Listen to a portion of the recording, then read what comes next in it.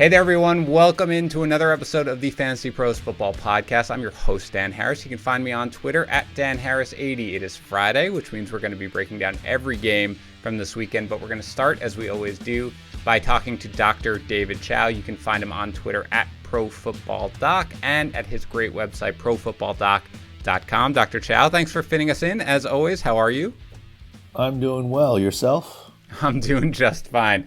I really appreciate you coming on. I know you're a busy guy. Let's get right into it. Let me ask you about a couple of big-time running backs who are on their way back. Looks like they'll be back and good to go this week. That's Nick Chubb and Miles Sanders. Both look like they're on track to play. So if they play, are they going to basically be at 100%? Or do you think that their teams will ease them in because they won't want to give them the full workload right off the bat? Well, I think Nick Chubb will be at 100% from his MCL. I think the worry is because he's now missed 6 weeks, is he going to pull up with a hamstring? So, I mean, the MCL will be fine at this point in time. And quite honestly, if it wasn't a bye last week, I think Chubb could have maybe gone in week 9. Miles Sanders, it wasn't a serious knee sprain, and I think he will be good to go, and the Eagles need him. So I'm actually fairly optimistic on the production of both of these guys and have been for a little bit. It's good news for fantasy owners. Let's talk about someone who's definitely out this week, but maybe there's optimism next week, and that's Christian McCaffrey. He's been deemed week to week. Matt Rule came out and said that he's hopeful for him to come back in week 11. So, he's got the shoulder. What do you think here about McCaffrey and his long-term prospects? Well, here's the good news and the bad news, I believe, on Christian McCaffrey. By video, it's a right AC joint sprain, and Matt Rule has acknowledged that. I personally believe that Christian McCaffrey physically could play this week, but he's been ruled out.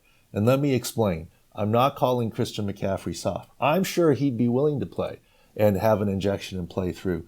But it's been the Panthers' pattern, if you go back to his high ankle. They waited 7 weeks, and the first week back, they used him 28 times, right? And so they wanted him to be full, and it makes sense. They don't want to burn out their young franchise star in a year that they're not winning the Lombardi by playing him a little bit injured still.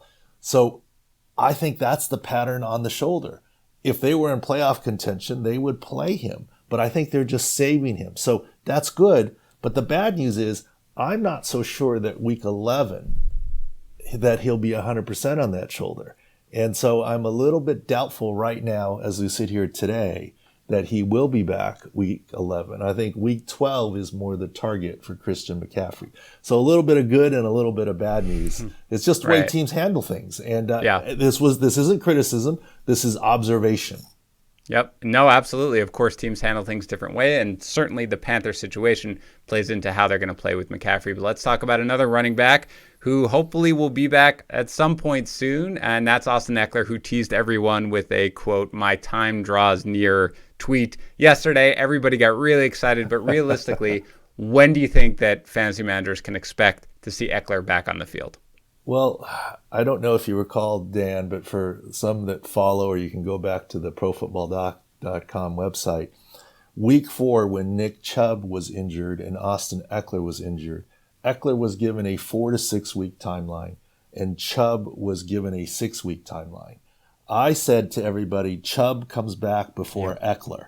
And here we are, and over on the 4 to 6 weeks because it was a partial tendon attachment for Ekeler. And here we had 6 weeks, Eckler's not going and Chubb is. But I've said for a while now, Eckler's returning more looks like December. And although he did tease everyone, and although he did run very well straight ahead, even though it was speeded up, the video was sped up, that's still not the act of playing football. And to toy with people, I subtweeted saying that he's back soon. And yes, December is right around the corner. Right. And I still think so. And someone pointed out to me, and I would credit them, but I don't remember who, but it was definitely a Chargers blogger, that on a podcast, Ekeler indicated December as well. Okay. Yeah. Well, that makes sense. And I know fantasy managers, they just see that. They look for anything to get really excited about. But yeah, I think fantasy managers, I know. And you did call it right off the bat. You said, I would take the way over, essentially, on the 4 to 6 weeks. And I think that obviously has proven to be correct. Let's go to Ben Roethlisberger here. He's got these dual concerns, one of which isn't really an injury concern. He's just been deemed a close contact, I guess, to Vance McDonald. Sounds like, and you can correct me if I'm wrong, that as long as he doesn't test positive before Sunday or Saturday, that he's going to be able to go. But he does have these, either one or both knees are kind of a little bit got banged up in this last game. It's Big Ben, so you never know. So what do we think about Big Ben's availability for this week? Well, everyone is a prisoner of the moment. And when Big Ben went down and just before the half of the game, everyone was, oh my gosh, Big Ben, because everyone knows that without Big Ben, the Steelers, a top team, their quarterback situation is in dire straits. Right. And so we posted up in frame by halftime saying he's coming back. It's an MCL sprain and he'll be fine. And sure enough, he came back, and I think everyone forgot about him. Right.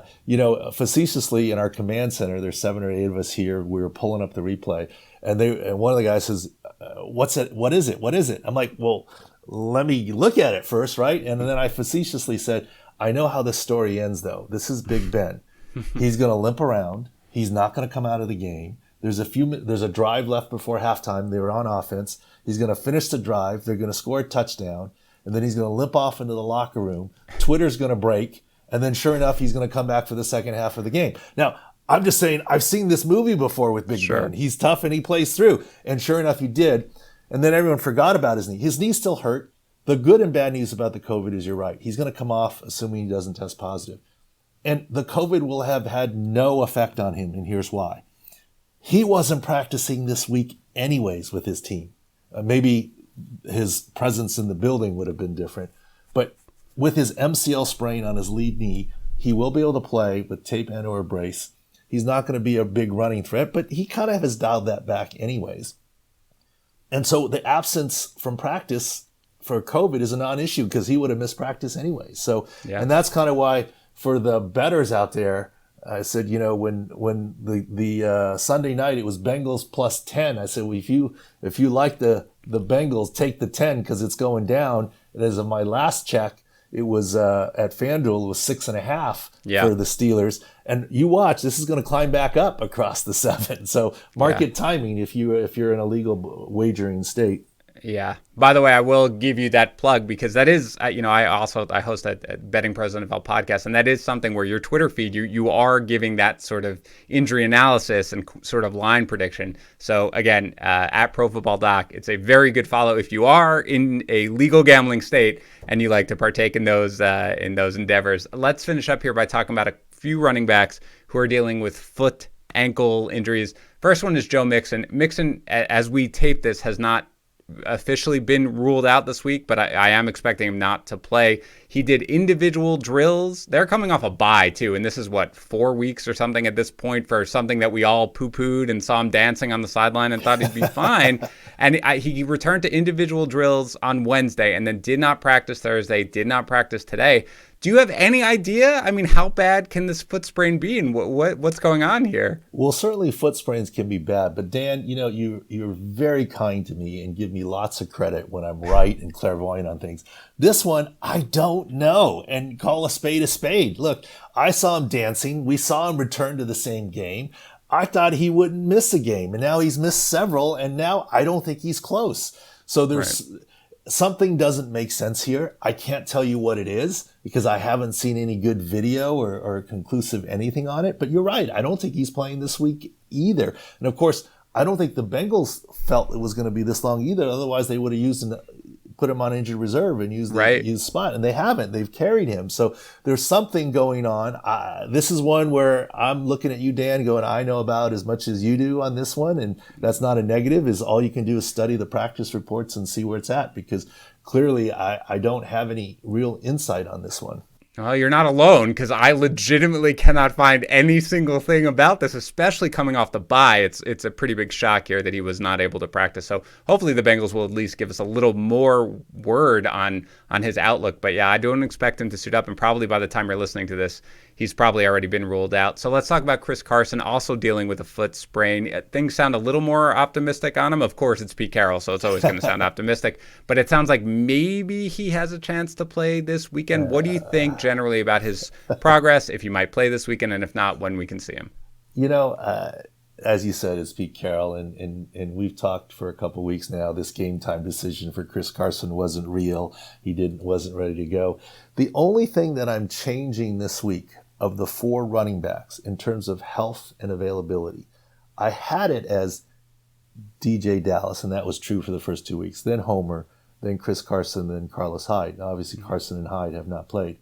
I've switched it a little bit now. I think Travis Homer is healthier. I think it's Travis Homer, then DJ Dallas.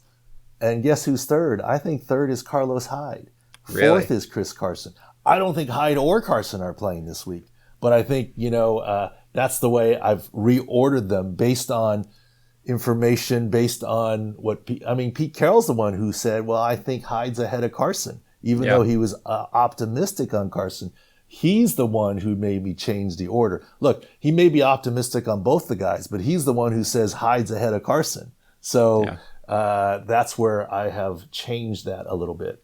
All right, let's finish up on Kenyan Drake. So Drake dealing with the ankle injury. He may be ruled out by the time you listen to this. I don't know, but he did return to practice, at least in a limited fashion right now. If he is able to go, can we assume he'll be 100%? And if not, given the fact that he returned to practice this week, do you think next week is a better bet? Look, unless your fantasy team is like mine, where, in that Scott Fishbowl, I'm actually playing Stephania Bell this week, and there's no worse week. Literally, 8 of my first 11 draft picks are out this week. Most due to injury, and my money stack of Tyreek Hill and Patrick Mahomes are on a bye this week. So I'm missing 8 of 11. I might be desperate enough if I had Kenyan Drake to play him, but don't play Kenyan Drake this week. First of all, I think he might be ruled out, and even if he's not, I don't see how he's going to be effective on limited practice coming off of what by video seemed to be a fairly significant high ankle sprain. So unless you're in desperation mode, I would stay away from Kenyan Drake and make other plans. All right, as always, great insight, Dr. Chao. Thanks for joining me. Remind everybody very quickly where they can find more of you and your great work. ProFootballDoc.com, and use all the tabs and look at the field views and injury indexes and some of the line movements too. Yeah, absolutely. All right, we are going to get going here with Dan and Kyle in the morning, where we'll break down every game on the Week 10 slate. All right, guys, let's bring in Yates for Dan and Kyle in the morning. What's up, Yates? Not much, man. I was thinking about this earlier today. I wanted to talk to you about it. I am at the point of the season where I am obviously, my background is in dynasty work and scouting incoming players from college. And so I'm at the point now where I am being pulled in 2 different directions. I want to start scouting these guys who are in college football right now, but I can't because I don't have time. So then it's kind of like the situation where it's Joey Tribbiani. He's out on the date, and he's looking at that piece of chocolate cake sitting on the table there, and he's eyeing it. That's where I'm at right now. I get it. Look, you've just got to do both. And I feel like you can, if you just kind of got rid of the sleep part of your life, you could just do both, man. You could do full on this season, full on dynasty, and get going. Yeah. But speaking of dynasty, by the way, we have gotten a couple of questions about it, Yates. It's worth talking about. We are in week 10. Week 10. Jeez. Crazy. So eventually, on our Tuesday shows, for example, we talk a lot about trades and we talk a lot about rest of season rankings. So we're probably going to be shifting the focus of that show pretty soon, just because trade deadlines in most leagues are going to have passed pretty soon. And rest of season rankings, we'll talk about playoff schedules and players to stash, things like that. But I'm thinking maybe we start incorporating a little dynasty talk into that show. How do you feel about that one? Hey, that's the best news I've heard all day. It's right up your alley. But before we do that, we've got to talk about Week 10 and go through every game and all that sort of stuff. Before we get into it, let me remind everybody about our giveaway. It is a signed Alvin Kamara Saints helmet. You guys should know how to enter by now. You can either follow us on Twitter at Fantasy Pros, follow us on Instagram at Fantasy Pros, or subscribe to our YouTube channel at youtube.com/Fantasy Pros. And again, any of those 3 is an entry, but if you do all 3 of them are entries. So you can have 3 different entries into the contest. Just go to fantasypros.com/contest to upload the screenshot showing that you did one of those things. and you will be entered. That's all you need to do. Again, fantasypros.com/contest. All right, Yates, usual deal. On Friday, let's go through the accuracy challenge reminder, fantasypros.com/challenge. BetMGM sponsors it. Grand prize of a 3-day, 2-night stay at an MGM resort property in Las Vegas, including round-trip airfare. Let's get into it with, of course, Kyler Murray against Buffalo. 23.2 fantasy points, over or under? I'm going over here. This game has an over-under of 56.5 points, and Kyler Murray has just been getting it done for fantasy football recently. I'm taking the over here pretty easily. I don't know what the number would have to be for me to not go over on this one. Is he your number one quarterback? We can jump ahead. Number one quarterback on the week? He is. Yates? He is, and I've got Josh Allen right at 2. So. All right, so we will skip ahead from that part of the game where I was going to say, name me the QBs who you would start over those two guys, because I agree. Murray is 1, Allen is 2. Carson Wentz against the Giants, 18.2 fantasy points. I'm going to take the over here as well. I think that it's a pretty aggressive line, but I think with Wentz and all the weapons that he has back at his disposal now, I think he can hit the over there. It's too aggressive for me. I like Wentz. I have him ranked fairly high, but it is an aggressive line, and this just strikes me as, a game where everybody's going to be like, oh my God, Wentz is going to smash. And then he's just going to put up a very normal, respectable, probably top 12 performance, but coming just under the 18.2 for me. How about James Conner against Cincinnati? 14.9 fantasy points. I mean, all logic points to that he should hit the over on this one, but that was the same way last week, and he didn't. So I think I'll still take the over here, but it's not exactly like a smash play for me. Yeah, I'm going to take the under. Last week scared me off a little bit. Not by a ton. I have him at 14.3, but I am going with the under. How about DeAndre Swift against Washington, 13 fantasy points even? I'm going to take the under here. This is too unpredictable of a backfield for me to feel confident betting the over for DeAndre Swift any given week. So I'll take the under here. This is fascinating. We're on the other side of all of these guys. I've barely over on this one. I do think Kenny Golladay is almost certainly going to miss this game. Maybe TJ Hawkinson, who has some sort of toe injury in this practice. We'll see about that. So I think Swift is going to get involved, at least in the passing game, to get him over. How about Miles Sanders against the Giants? 14.4 fantasy points. This is just too aggressive for me. I have him slightly under this. I'll go under. Ditto. Terry McLaurin against Detroit, 13.8. I'll take the over here. As will I. Chris Godwin against Carolina, 11.5. I will take the over here as well. I'll take the under. I just don't know too much. We'll get to that game. I don't know what to expect right now from this Bucs passing game. That's the problem. Chase Claypool, Cincinnati, 11.3. I'll take the over here. Smash spot. As will I. Jerry Jeudy against Vegas, 11.1 fantasy points. Jeudy's been limited in practice all week, so that's the situation here to monitor. I do expect him to play, and I think if he plays in this matchup, he's going to see too many targets. He'll hit the over here. I'm going to go just under. Again, I like Jeudy. I do expect him to play. He did return to a limited practice on Thursday with the shoulder injury, but I think just with Tim Patrick back, with Hamler healthy, with Fant getting healthier, I just don't know whether or not he's going to see these 14 targets essentially that he does, but we'll see. Barely under. It's a good line for me. Austin Hooper finally, let's finish up. Against the Texans, 8.4 fantasy points. I like Hooper this week. I'll take the over. So will I. All right, this is Friday morning, as you guys know, because it's Dan and Kyle in the morning, so we don't have the Friday practice reports, but I will try to give caveats where players are questionable coming in, but we know players were not questionable coming into last night's game. The Colts 34, the Titans 17, a Michael Pittman Jr. breakout game, a Jonnu Smith touchdown. This is like Yates heaven over here, but it's actually the worst ever because let's start with the running backs for the Colts.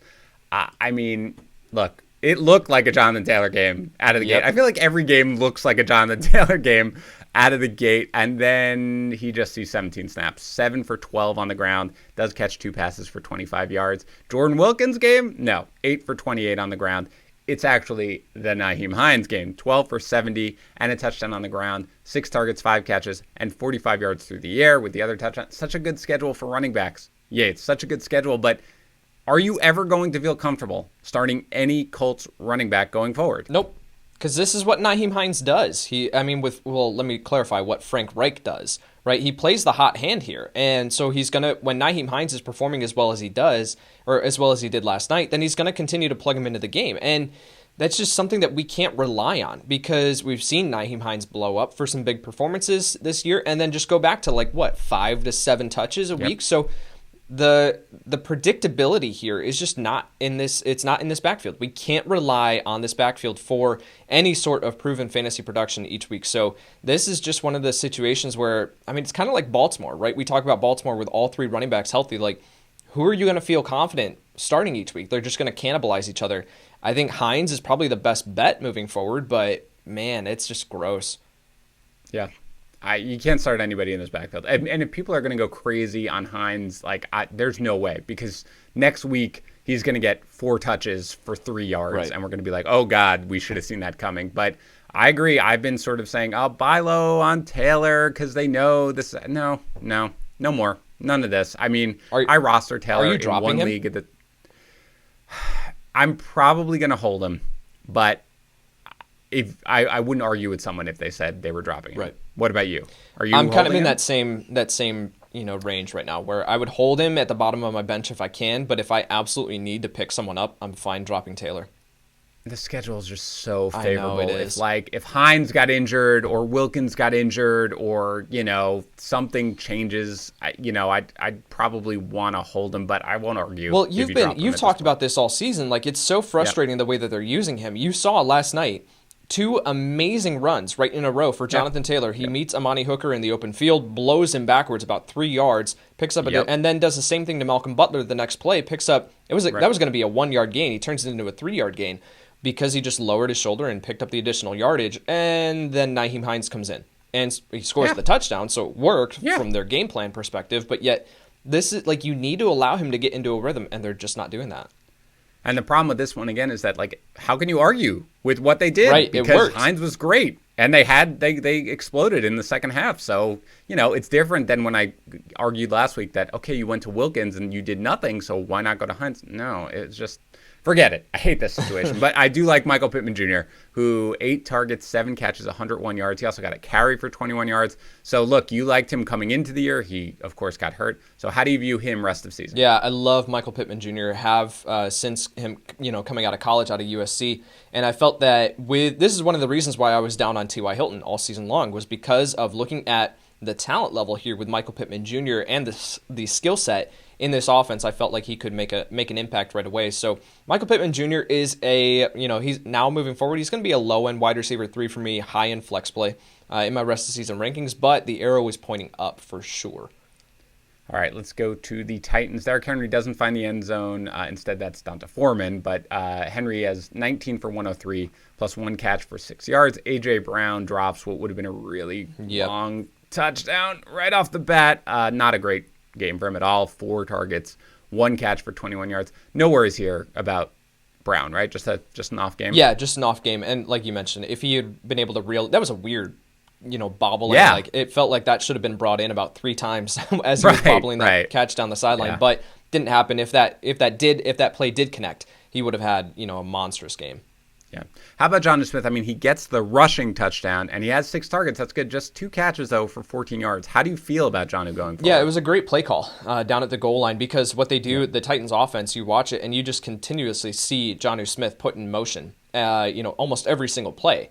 And so they were able to utilize that and, catch the defense napping, and, he was able to find the end zone pretty easily. So, but moving forward from a fantasy perspective, 2 targets.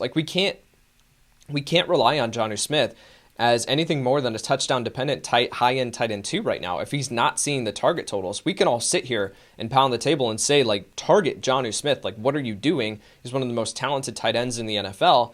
But until that happens, we can't view him as anything more than a touchdown-dependent high-end tight end 2.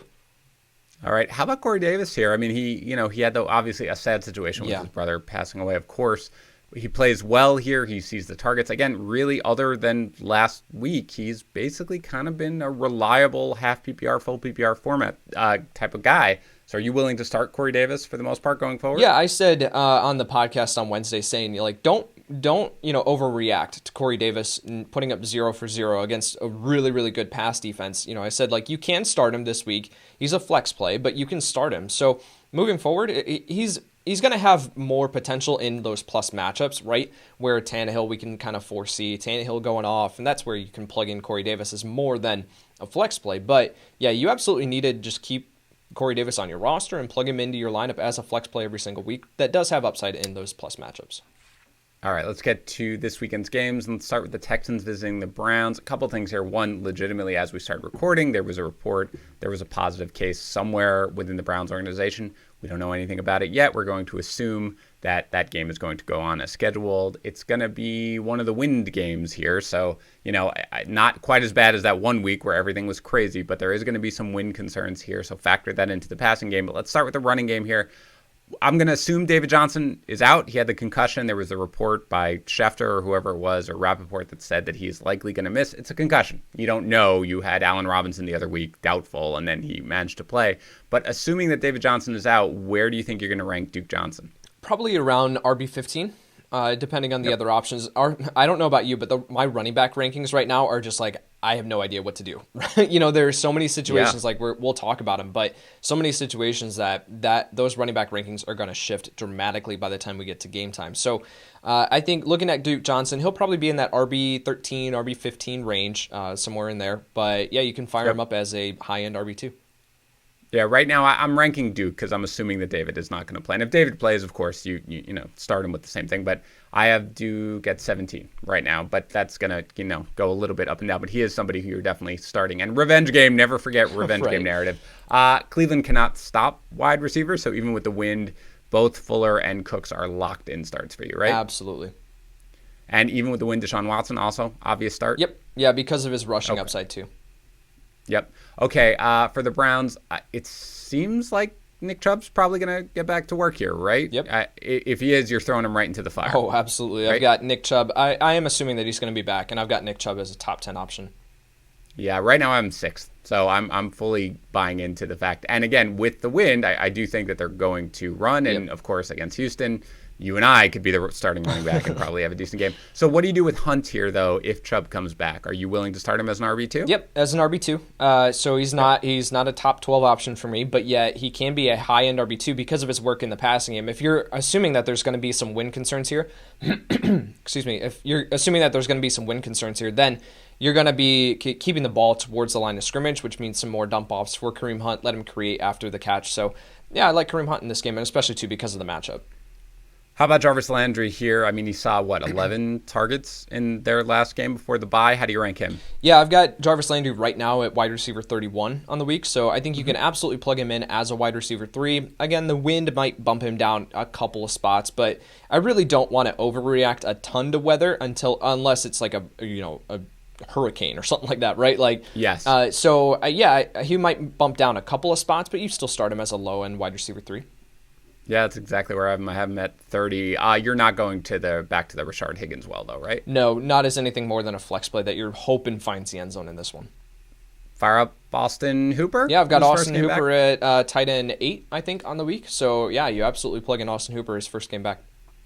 As do I, exactly at 8. And are you willing to stream Mayfield in this situation if you're struggling? I am if the weather is fine. If the weather drops down a little bit or the weather is a concern, then he drops down a little bit in my rankings. He'd be around like QB 15, QB 16. So he's still in the streaming conversation, but a low-end streamer. Yeah, I have him at 16 right now. That, when you have somebody at 16, it would be like, well, of course he's outside the startable conversation if I have all these guys, but a lot of times most of these guys are rostered. But I would personally stream somebody like Derek Carr over Mayfield in my rankings.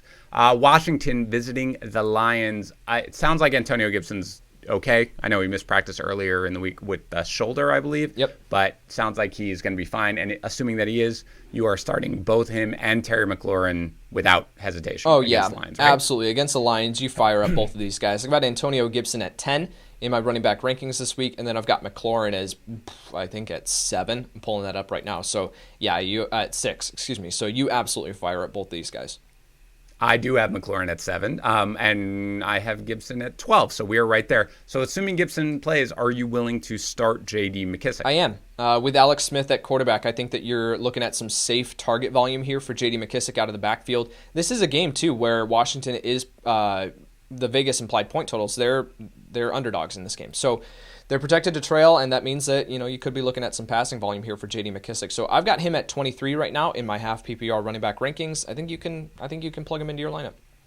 So right now I have him at 29. My guess is he's going to wind up closer to like 25-ish when it is. It's not somebody, again, I do think that I don't want to go crazy with the 14 targets that he saw last game. I do Right. think that was really just because, Alex Smith was kind of thrown into the fire. They didn't have necessarily the game plan for it, and they were trailing. I don't necessarily expect that to be the case this week, but I do think more of a flex play for me. I'm okay with it. For Detroit, again, I mentioned at the outset, I'm expecting Kenny Golladay to sit out at this one. Assuming that he's out, are you starting or sitting Marvin Jones? I'll start him as a low-end wide receiver 3. Not really looking forward to plugging in Marvin Jones. You're just hoping that he finds the end zone. And this is actually a pretty tough matchup for opposing wide receivers. So I'll sit Marvin Jones if I can. But he should see, he has a good chance of finding the end zone. Yeah, Marvin Jones is probably going to have, you're going to be like, great, he's the only option. Maybe TJ Hawkinson, by the way. We don't know about him with the toe. But either way, Marvin Jones is probably going to get, in a start where you'll be like, well, they don't have any other options. Okay, here's 3 targets. Right. But 2 of them will be caught for he's the Jared Cook Right. of wide receivers, He is. essentially, right? I have Marvin Jones at 37. I also have Amendola. I don't know about you. In PPR leagues, I think you can get away with Danny Amendola. I have him 49th, so that's like just outside in half PPR, so a little higher than that. Yep. In PPR, you can get away with him as a flex play, in my opinion. I don't know about you in PPR Yep, leagues. agree. All right, DeAndre Swift, pretty safe start in this matchup at this point. I don't know if you want to classify him as a safe start, but I think that you should start him. Let's just say this: there's like 6 actually safe starts at running back. Right? I have 14. I've got him at Where do you 15 have right now. So I mean, Right. That's just kind of where it's at. But again, with this backfield and the way that they utilize their running backs, I mean, Adrian Peterson last week saw 5 targets. Like, what in the world are we doing here? So I think, it's just very unpredictable. You could see Kerryon Johnson get the touchdown in this one. Who knows at this point? But Right. Swift has the best potential of cashing in. And assuming that TJ Hawkinson plays, he's an obvious start, right? Yeah, assuming that he's good to go and healthy, then you fire him up as a top 5 option. But him popping up on the injury report yesterday after practicing in full on Wednesday with a toe injury, that popping up late is really concerning. I would be surprised at this point if he plays. Yeah, I mean, I don't want to go too far because I don't really know what it's just a toe. I don't know the details of it necessarily, but it is something where you want to monitor, of course, because he is somebody who you start in this horrific landscape of tight ends that we're dealing with each and every week. And is Matthew Stafford somebody you want to stream or just avoid entirely? Nope, avoid entirely. All right, very good. I feel the same way. I have him 18th in my rankings. All right, so before we get going, it's basically winter. I mean, you don't want to leave your house. In like 2 weeks, my wife and I are going to do the thing where we arm wrestle every morning to see which one of us has to go out and get the mail. I'm going to lose almost every single time. That's just how we do it here. But it's time to start thinking about how you are going to get sustenance when you don't want to leave your house. There's this really, really cool thing that I just learned about, which is that you can get food delivered to your house. Yates, did you know that? Yeah, you didn't? No. Did you know you can get groceries delivered to your house? I did know that. Yes, I've had it done. I don't know where I've been living for the past 30 years. Do you want a $150 delivery fee credit for 14 days, Yates? Yeah, that sounds great. Well, good, because we are partnering right now with the best food delivery service app, and that's at Postmates. You want food delivery? Quick service? Postmates is your jam. Just download the Postmates app. Put in your location. You will see a million recommendations about what you can get, where you can get it. It's incredibly easy to use. Delivery is ridiculously quick. And we are tied up early on Sundays. Okay, we've got our start, sit stuff. I get done running our news desk. I check in on how much Yates is absolutely destroying his start, sit show 12 noon to 1 p.m. on Sunday morning. So basically, I got to very quickly order some food on the Postmates app. It is here by the time game time arrives, so I'm ready to go. If you want to use our code Fantasy Pros on the Postmates app, you will get $150 delivery fee credit for your first 14 days if you're a brand new customer. So getting hungry? Download the Postmates app, support the show, get $150 delivery free credit for your first 14 days if you're a new customer by using the code Fantasy Pros. All right, let's get to our next game here. Jaguars visiting the Packers. Another game with some wind concerns here. You're, of course, starting James Robinson. Top 5 James Robinson here? Just outside that, I think. I have him at 6. That's no, I'm sorry. crazy. I have him at 5. So, yes, top 5. There you go. There you go. That's much different. I like it. Yep. I have him at 4. DJ Chark missed Thursday with apparently a non-COVID illness concern. So, assuming that he's good to go here, Do you start him? Does it depend on whether or not Jair Alexander returns from his concussion, or are you just good to go with Chark after that huge game last week? I'm good to go with Chark, but I'm adjusting expectations. I think that you plug him into your lineup, again, as a low-end wide receiver too, which is what I was recommending last week. So he's not a surefire start. I expect Jake Luton to struggle a little bit more in this matchup than he did last week against the Houston Texans. So he's not as surefire of a start, but yeah, you plug in DJ Chark. If Chark is out, do you want to start any other Jaguars wide receiver in this game? Not particularly. I mean, Chris Conley looked like he had a connection with Jake Luton, but I don't want to plug in Chris Conley. No. I feel like kind of like I did last week, which I felt forced to start DJ Chark, and it worked out. And again, he's one of the leaders in AR yards, so he's somebody who you start even in a windy game. But yeah, let's see. Hopefully he recovers from this non-COVID illness for the Packers. Okay, are you ready? In a super flex league, Yates, you have to bench one of Aaron Rodgers, Aaron Jones, or Devontae Adams. Which one would you bench in that scenario? I might bench Aaron Rodgers, but that sounds ridiculous. I mean, Devontae Adams is my number one wide receiver. Aaron Jones is my number one running back. And Aaron Rodgers is my number 4 quarterback. Any disagreements? I have Rodgers at 3, Jones at 2, Adams at 1. Wonderful. And so maybe Allen Lazard is going to be back here. Yeah. It's sounding positive for him. Are you going to start him if so? I'm starting him as a flex play. So I think that you can't rely on him for wide receiver 3 production or higher with his first game back off of this injury. But I think that you can plug him in if you need a solid flex play that could be a boom or bust option. And then moving forward, I want to see what he looks like in this game coming off of his injury. And then I think after that, it's going to be wheels up. Yeah, I have him at 48, so that's somebody who you can certainly start as a flex play if you need to, but it's not somebody I'm looking to start this week necessarily, but certainly for the future, I definitely want to have him on my roster. How about Robert Tonyan? He's in the streaming conversation. This is a really, really good matchup for opposing tight ends, but now with Lazard in the lineup, with Jamal Williams, Aaron Jones, I just don't see the upside here for Robert Tonyan. He's going to have to score a touchdown. Yeah, he's on the borderline for me. He's 13th. So, again, you can get away with him if you want, but it's not somebody who I'm going out of my way necessarily to start. Right. Eagles visiting the Giants. Again, this feels like a game where you start all your Eagles and then you're massively disappointed at the end of it. I don't know. I just have that feeling that that's what it's going to be. With that said, Wentz is a go here, right? You're starting Wentz without hesitation? Yeah, I've got him at 7 this week. Wentz or Lamar Jackson? I'll go Wentz there. Wentz or Tom Brady? I'll go Wentz. Okay. Miles Sanders also looks like he's going to return here, and he's a full go for you, right? Yep, completely. I've got him inside my top 12.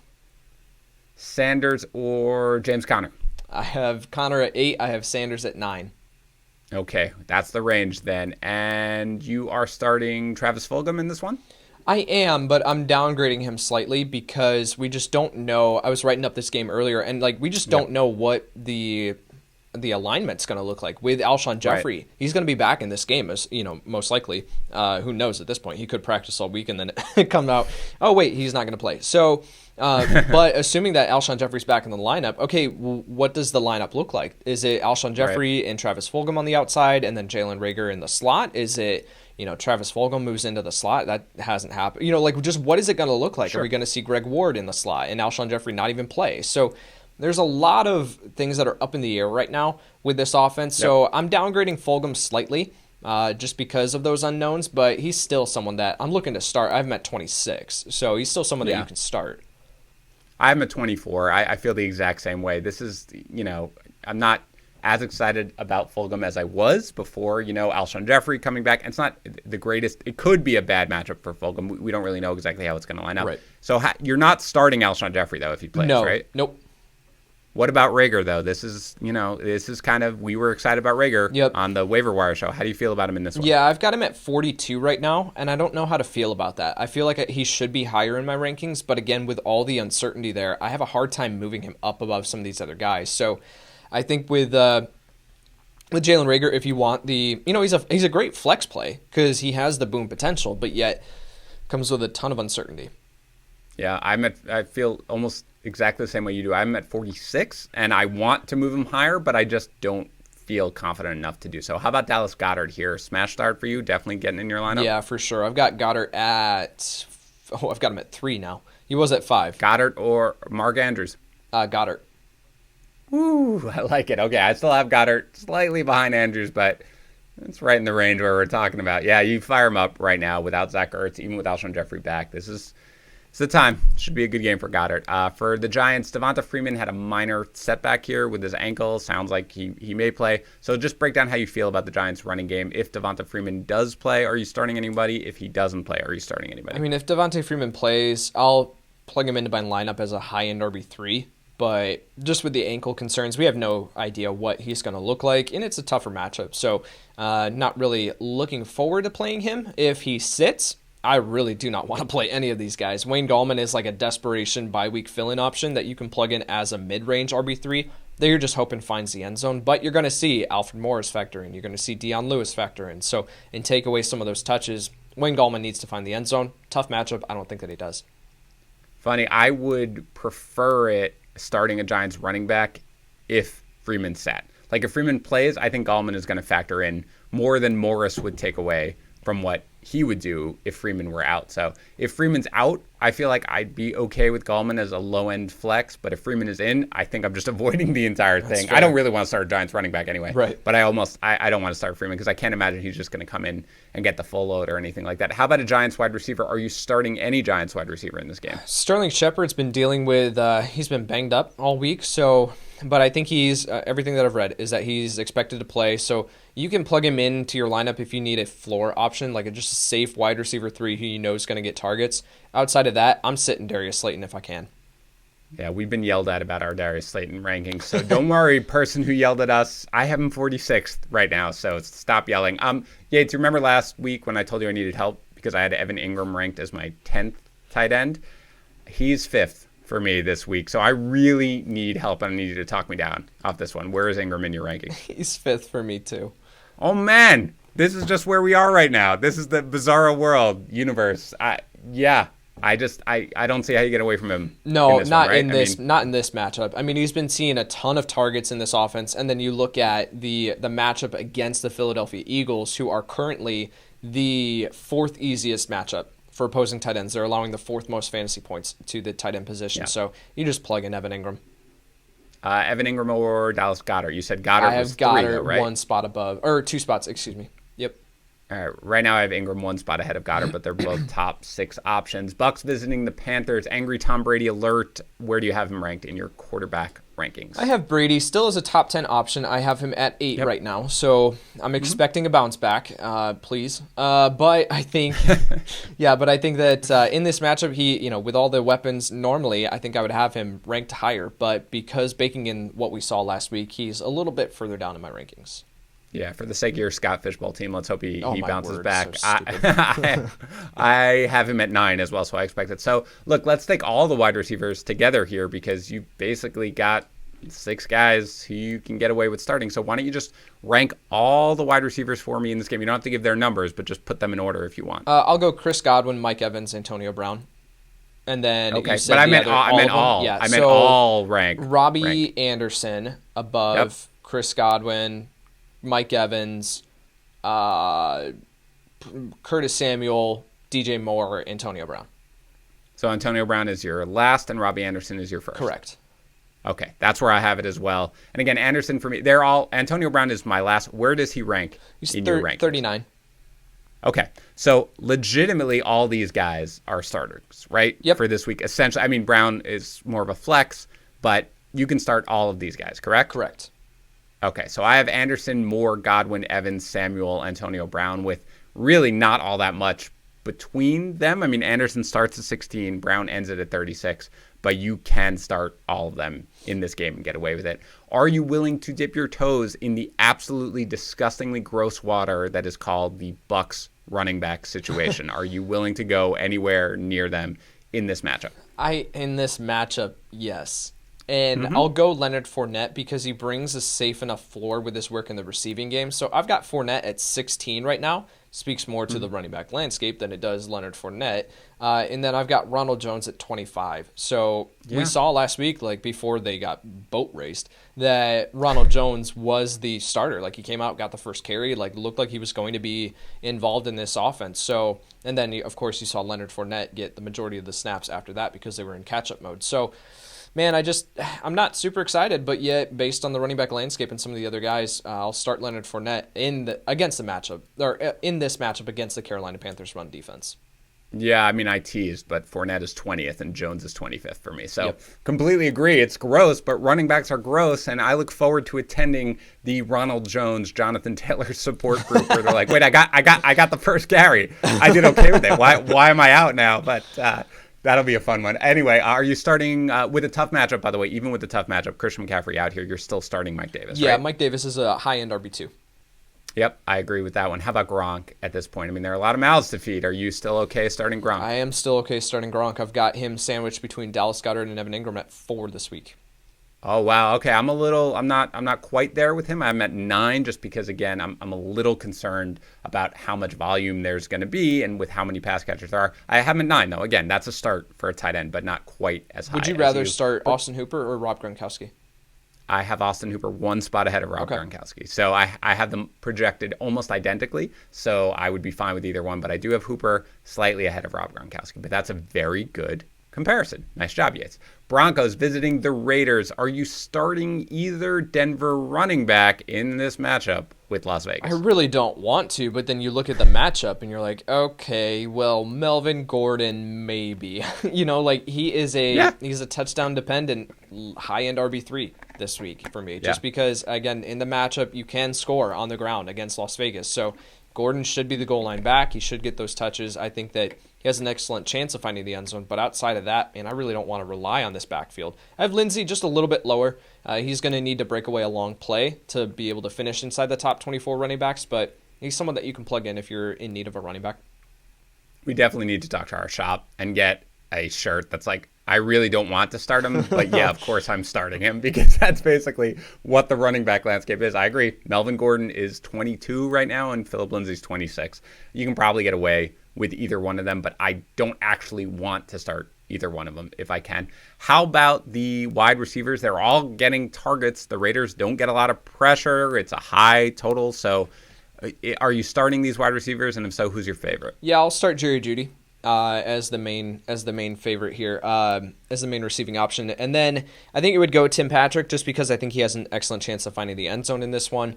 And then it would be KJ Hamler. I'm not ready to start KJ Hamler just yet. Yep. I think that I was a big fan of his talent coming out. I had him as like my 5th wide receiver in this 2020 draft class. But yet, so I like him long term, but yeah, I need to see more. I need to see continued, back-to-back games here of putting up some solid production before I confidently say, all right, let's plug in KJ Hamler and all 3 of these wide receivers in this offense. I just don't feel great about that just yet.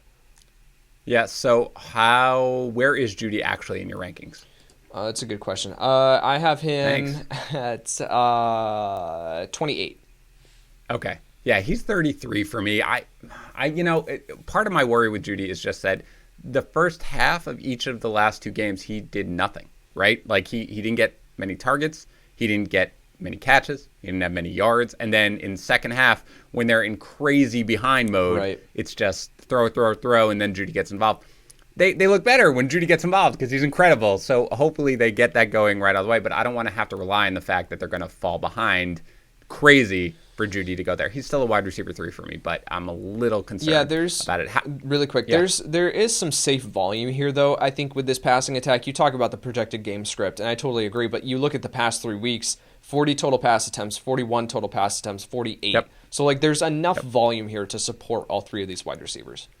Yeah, let's hope they fall behind. How about Noah Fant here? Smash start for you? Yeah, smash start for me. I've got him at 2 just based on the other options.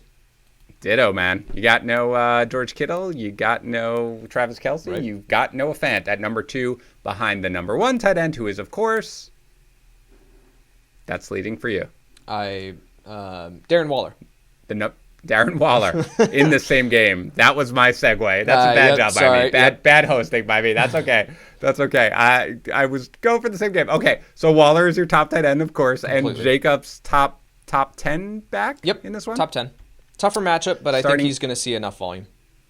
Absolutely. Starting any other Raider in this game? Nope. I agree. Very good. Let's move on. Although I will say that Derek Carr for me is somebody who I'm not starting him. He falls just outside of the top 12, but I would prefer to stream him over somebody like Baker Mayfield. I have him a little higher because he is producing pretty much each and every week. So in any non-win game. So I have him at 13%. Chargers visiting the Dolphins. I mean, the Chargers certainly allow a lot of points to running backs, but I don't know who it's going to be. Is it going to be Matt Breida? Is it going to be Savon Ahmed? Is it going to be DeAndre Washington or Jordan Howard? So are you starting any Dolphins running back? If I don't know. What are you doing with the Dolphins running back? Yeah, I literally wrote up this. So a sneak peek behind the curtain. So when I'm writing my weekly fantasy projections article, I'll go through and I'll just write up throughout the week. I'll write up the sections that I know. Okay, I know this quarterback's playing. I know this running back's playing. Well, then if there's any situation that I'm waiting on injury news, I'll wait for that until Friday morning. And I got to this game in both running back situations. I was like, what the heck do I write? Like, right. I don't know what to do because, with Miami, you have just the uncertainty of, okay, Breida returned to practice in a limited fashion yesterday. Okay, does he play? Okay, if he does play, he's never been one who's carried the ball 20 times in a game. So it's like, okay, what is his workload going to be like? Do you have Jordan Howard still factoring in? Is he going to be a healthy scratch? Like, there's just so much uncertainty here. Until we get that clarity, I don't think you can go anywhere near this backfield. Yep, I completely agree. How about Devontae Parker here? Had a pretty decent game last week after Preston Williams is out. Preston Williams is now on IR, so you're willing to start Devontae Parker? Yeah, because Preston Williams is out of the lineup, then I'm willing to start Devontae Parker as a high-end wide receiver 3. Yep, I agree with that. How about Mike Gesicki now? I mean, there just aren't that many pass catchers available. Are you willing to start him? I am, as a low-end tight end 1, high-end tight end 2. Streaming Tua or still avoiding? He's in that conversation, but I'm going to avoid him if I can.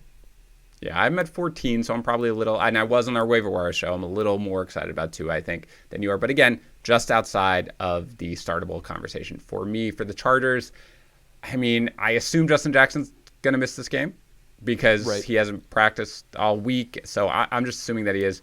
Tremaine Pope should play. I guess they'd activate Kalen Ballage again from the practice squad. So is this just the Miami game too, where you're just like, nope, I'm not touching it? Yeah, that's what I just said. Like I got to this game and was like, on both sides of the ball, I don't know what the heck to write. So I think if I am going to play any running back in this backfield, I'm going to play Tremaine Pope just because of the way that he's looked so far this season, his involvement in the out of the backfield as a receiver. I think that he is the option that you want to roll with, but as a high-end RB3, if Kalen Ballage is activated, I think you can plug him in if you're desperate, but I really would not want to go down that road. I can't believe you're totally downplaying the Kalen Ballage revenge game. There's narrative, a few revenge games. Fine. Yeah, I don't want to go anywhere near it. Like, legitimately, I would be actively searching out any other potential scenario I could do to avoid this. But I do agree that as of right now, assuming Jackson is out, the Tremaine Pope is the guy who I would go with. Keenan Allen, obvious start. What about Mike Williams in this game? Yeah, I'm willing to go back to Mike Williams. He's strung together a couple of good performances here. That was the one thing that I wanted to see last week. Okay, can he put together a solid performance? Because he's been up and down all year. I haven't heard anything as far as his injury that he, or getting knocked out of that game last week or whatever. Right. So I think he's good to go. And if he is, then I've got him as a, top 30 option this week. Yeah, no, I think he's good to go. Again, wide receiver 3, but I haven't heard anything about the injuries. So, yeah, I agree. Fire him up. Bills visiting the Cardinals. This should be a fun one. We already talked about our number 1 and number 2 quarterbacks this week are Kyler Murray and Josh Allen. So let's talk about the wide receivers total. So both teams, just like we did with the Bucs and the Panthers, rank the wide receivers for me in this game. All right. This is more confusing than I think you think it is. Stephon... Look, I can do it for you if you want to start you off, you jerk face, but go ahead. Stephon Diggs. DeAndre Hopkins, Stephon Diggs, then Christian Kirk, then who am I missing? John Brown. John Brown at 38 in my rankings. And then I've got Cole Beasley at 47. That's good. You can stop there. Okay. We don't have to go any deeper. So are Hopkins and Diggs top 5 options? Yeah, I've got Hopkins at 2 and Diggs at 3. So do I. Well done. And how about Kirk in this one? Where do you actually have him ranked? Because I'm at 26. That's where he came out of my projections. I was like, I'm not going to move that. I'm going to leave that right there. You're so low on Christian Kirk. I've got him at 24. Oh, yeah. My bad. Fading him. My bad. Yeah, you can fire him up at this point. Let's go. I faded him early. I poo-pooed him when Yates wanted to pick him up, as I often do, and then Yates, as always, is correct. I'm not sure about Kenyan Drake right now as we tape this. Right. He has returned limited fashion. So assume Kenyan Drake starts, you're starting him, correct? Yep. I've got him with the assumption that he does start. I've got him at 19 right now. Okay, and assuming that he doesn't start, where would you have Chase Edmonds ranked? I would have him just a little bit higher than that because of his work in the receiving game. So I would probably have Chase Edmonds right above DeAndre Swift in my rankings is probably where he would land. I would have Edmonds higher. I mean, the volume that he got last week was nuts, and you can run against the Bills, so I'd have him higher than that if we can. I would certainly have him higher than the Bills running backs. Would you start either Bills running backs, and where do you have them ranked? I've got Zach Moss at 22, and I have Devin Singletary in the frickin' basement. I've got him at 42. Yeah, I've got to move Singletary further down right now. He's like 36, but that still feels too high. I have Moss at 27, so more of a flex play for me. Again, the running back I want to trust in Buffalo is Josh Allen. So that's basically where we are. But I would go there if you absolutely have to. Certainly Moss over Singletary for me. Seahawks visiting the Rams. You are starting Russell Wilson, DK Metcalf, and Tyler Lockett, firing them up. No questions asked as always, right? Correct. If Chris Carson does start in this game, you're starting him? Yep. Yeah, as a mid-range RB2 just because of the unknowns with his injury. If he does not start, are you starting any Seahawks running back? I would prefer not to. Just with the matchup and just with that situation, I would prefer not to. Okay. How about for the Rams here? I mean, of course, as you may have heard, you can pass on the Seahawks. So I assume that, I know Cooper Kupp's battling a little bit of an injury, but it sounds like he's going to be okay to go. I have Woods and Kupp both as essentially borderline wide receiver ones. That's right where I've got him. I've got Woods at 12 and Kupp at 13.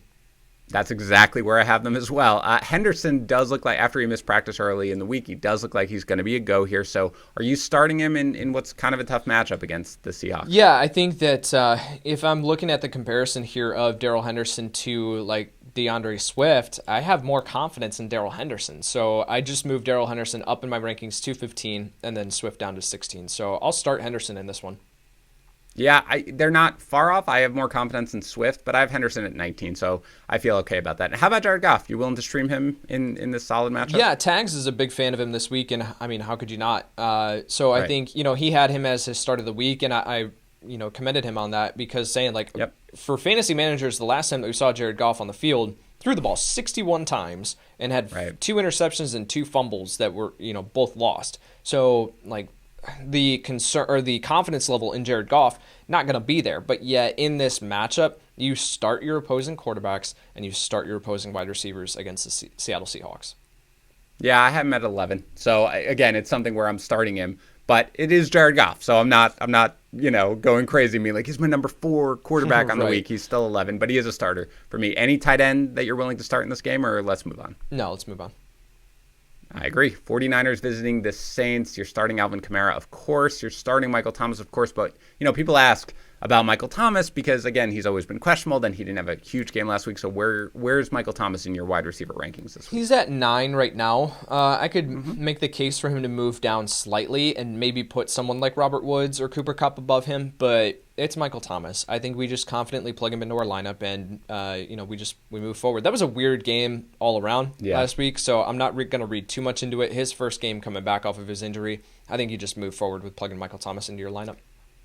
Yeah, I'm 6 right now. There's not a huge difference between 6 and, let's say, 12 or 13, so I'm fine to move him anywhere in that range. But right now I have him 6th. How about Jared Cook here? Your usual projections of 2 catches and a touchdown? For sure, and that puts him at 12. Yep, he is a startable tight end for me too. How about Breeze? You're good with him this week, or? Yeah, I have him as a low-end QB1. Yep, so do I. Are you starting anybody else in this game? Emmanuel Sanders? I mean, for the Saints, Emmanuel Sanders or Latavius Murray? No, Latavius Murray. Emmanuel Sanders, I'll start as a flex option, but that's only if I'm super desperate. Traquan Smith, you can't go back to that. He scored last week, but only had 2 targets, I think, 1 catch, and that was the touchdown. So yeah, you can't look his way. All right, for the 49ers, the same deal with the running backs here. So are you willing to now trust Jerick McKinnon, even in a tough matchup, given the volume that he got last week? Trust? No. Will I play him? Yes. But I'll start him, of course. Right. Will I play him? Yes. With Jerick McKinnon, you plug him into your lineup based on the projected game script here. They're underdogs, but I think the line was like 9.5. 9.5. Yeah. So that favors Jerick McKinnon here. JaMychal Hasty, I don't think you can go back to him based on the game script that we saw last week too, and the projected game script here. So yeah, with Jerick McKinnon, I've got him at 21 this week. So I think you can get away with starting him. Yeah, I've got him at 23, so I agree. Reluctantly start here. It doesn't sound like Deebo Samuel is going to return here, but Brandon Ayuk should. Are you starting Ayuk? Yes, absolutely. I have Brandon Ayuk as a top 24 option this week. This is actually a pretty favorable matchup for opposing wide receivers, even though we have this perception of the Saints as a lockdown, with Marshawn Lattimore particularly. Lattimore has not been great this year. So nope. I think that Ayuk, we saw what Kyle Shanahan can do with Richie James last week, right? And I've talked about this several times. Like the amount of distance, and space that Richie James had on several of those catches, that's what he's going to be doing for Ayuk. So I love Ayuk this week. Get him into your lineup. And how about Jordan Reed if you're struggling at tight end? If you're struggling, yeah, I think you can look Jordan Reed's way. I would prefer to add Reed as a stash. I wouldn't prefer to play him in this matchup just because, again, he came back last week. It was a bit of a surprise that he played. Only ran 6 total routes, so I don't think you can go back to that well confidently. But yet another week, actually being on the Thursday night game, he should have some more time to recover.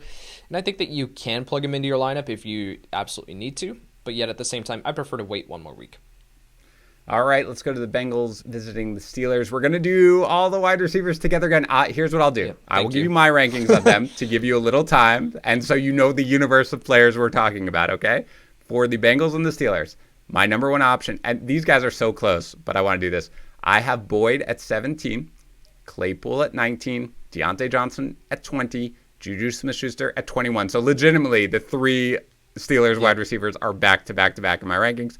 T. Higgins a little lower at 28, and then A.J. Green's pretty much off the radar at 50. How about you, Yates? Yeah, I've got Deontay Johnson at 17, Chase Claypool at 19, Tyler Boyd at 21, Juju Smith-Schuster at 23, and then T. Higgins at 29, and A.J. Green off the redraft radar.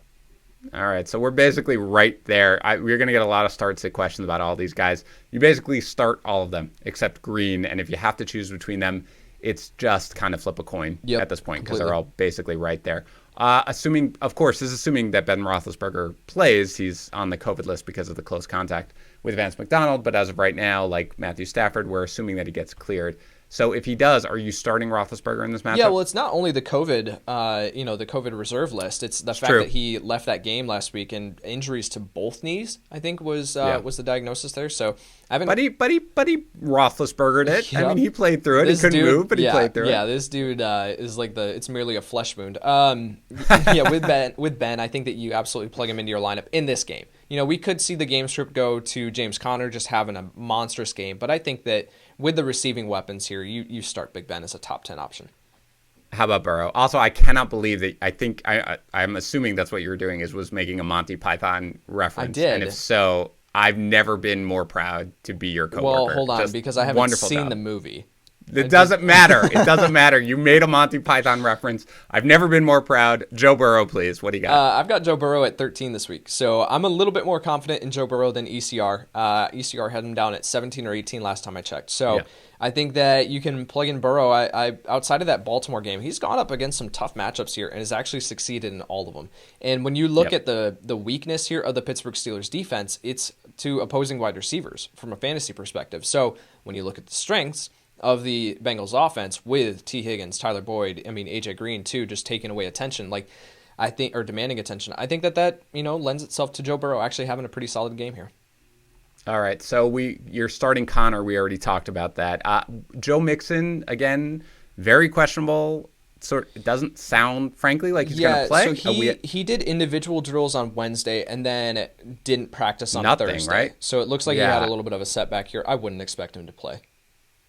So are you starting Gio Bernard if Mixon is out? Yeah, I've got Giovanni Bernard just outside my top 12 running backs in the week.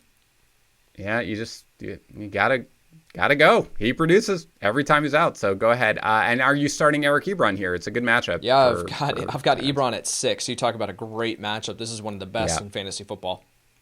I have Ebron at 10, and I'm just like, this is too low. I have to move him up, so he may move up from there, but he is a starter this week.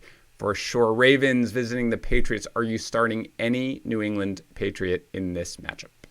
Jacoby Myers is a flex play. Definitely downgrading him. Not as excited about him. I was excited about him last week, but I don't think that you can go back to that well against Baltimore and with Cam Newton as a passer. So, yeah, I think that you can start Cam as in that streaming consideration. He'll give you a safe enough floor. I don't think that he has much upside in this one, but he'll give you a safe enough floor. But otherwise, I just avoid it if you can.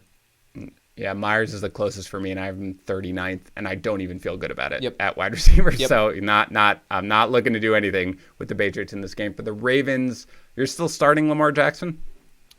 I've got him at 13. Okay. I've got him at 13. Oh, so no, technically you're not starting Lamar Jackson. Yeah, this I've week. actually had Jackson outside my top 12 quarterbacks the past couple weeks, and it's worked out. So I don't think that you can.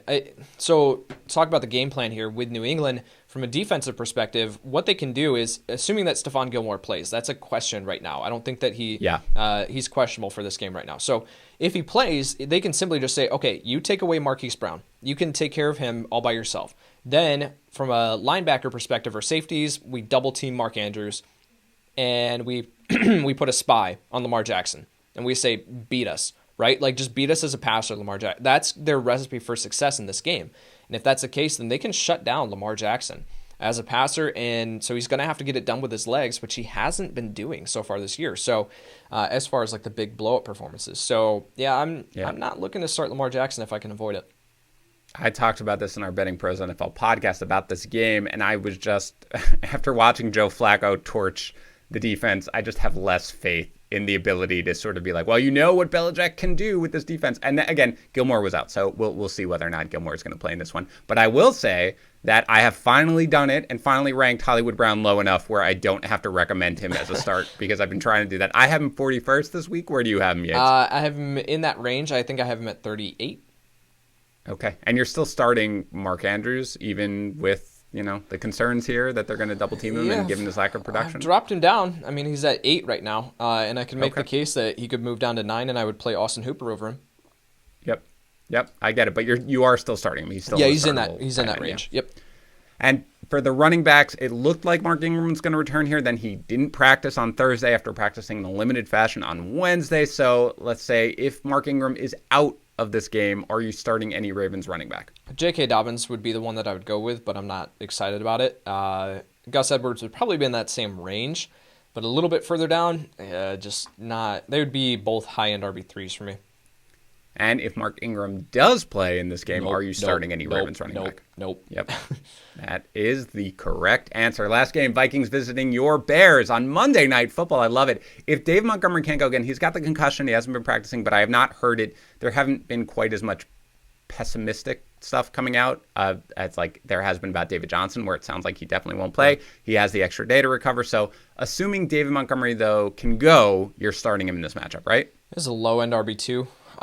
With this offensive line in shambles right now, it's and he's not even seeing the amount of receiving work too, which had kind of inflated his value. So he's not getting it done on the ground because of the offensive line and because of just the offense in general.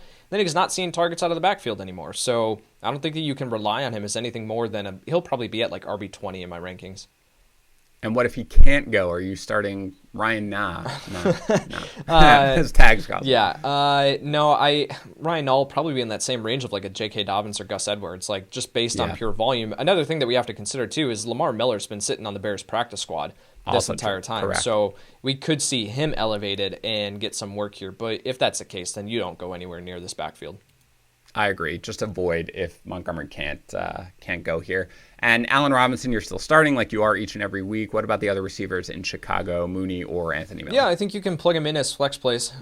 Miller has actually he's seen his routes run jump up significantly. I think I was looking at this earlier this week. In week 5, he ran 20 total routes, which is not great. And then the past 2 weeks, he's run 39 and 38. So they're starting to utilize him. They're throwing the ball at a ridiculous pace. So I think that that wasn't a pun intended there with Ryan Pace. So I think you can definitely plug in Miller as a flex option. He'll give you a safe enough floor, but I don't see the scoring opportunities here for him or Mooney. How about Jimmy Graham in this one? Yeah, Jimmy Graham he's a low end tight end 1 for me. We've seen him be up or down. He can certainly find the end zone, but in this matchup definitely has the chance of finding it. But I don't want to plug him in as anything more than a low end tight end 1. I feel like I just put in Jimmy Graham at 14th in my weekly rankings, and I just leave him there every week, where it doesn't always work out, but that's basically, I'm like, Right. I probably find a lot of other guys who I'd split the rather gap. start. Exactly. For the Vikings, obviously, you're starting Dalvin Cook. How do you feel about the Vikings wide receivers who haven't really gotten it done that much lately and in a tough matchup here in Chicago? Yeah, you got to downgrade them. So I've got, Tags was pretty much off of them, like in general. I think he had Thielen at like 30. I don't know where he is now, but yeah, I've got Adam Thielen a little bit further down. I've got him at, I would play like Chris Godwin over him, Juju Smith-Schuster, Christian Kirk. So he's at 24 in my rankings right now. And then I've got Justin Jefferson a little bit further down than that. I would play someone like Brandon Ayuk, Jarvis Landry, Mike Williams over him. Anybody else you want to start on Minnesota? No.